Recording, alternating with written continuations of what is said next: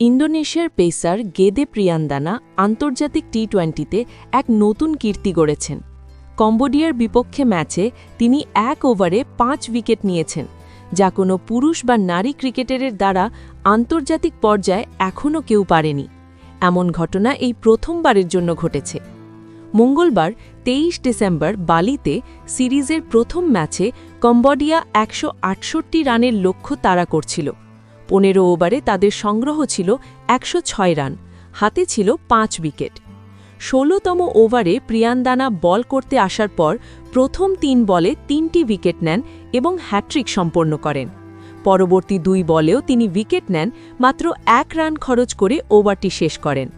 এই অসাধারণ বোলিংয়ে ইন্দোনেশিয়ার জয় নিশ্চিত হয়। বল হাতে ইতিহাস গড়ার আগে প্রিয়ান্দানা ব্যাট করেও অবদান রাখেন। ওপেনিংয়ে নেমে ১১ বলে ৬ রান করেন। তবে দলের ইনিংসের মূল নায়ক ছিলেন উইকেটকিপার ব্যাটার ধার্মা কুসুমা, যিনি ৬৮ বলে ১১০ রানের দারুণ ইনিংস খেলেন। আন্তর্জাতিক ক্রিকেটে এটি প্রথমবার হলেও ঘরোয়া বা অন্যান্য স্বীকৃত টি-20তে ১ ওভারে ৫ উইকেট নেওয়ার ঘটনা আগে ২ বার ঘটেছে।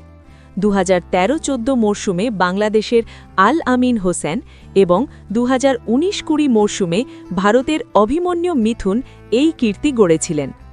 এর আগে আন্তর্জাতিক টি-20তে ১ ওভারে ৪ উইকেট নেবার ঘটনা ১৪ বার ঘটেছে, যার মধ্যে সবচেয়ে আলোচিত ঘটনা ছিল ২০১৯ সালে লাসিথ মালিঙ্গার নিউজিল্যান্ডের বিপক্ষে টানা ৪ বলে ৪ উইকেট নেওয়া।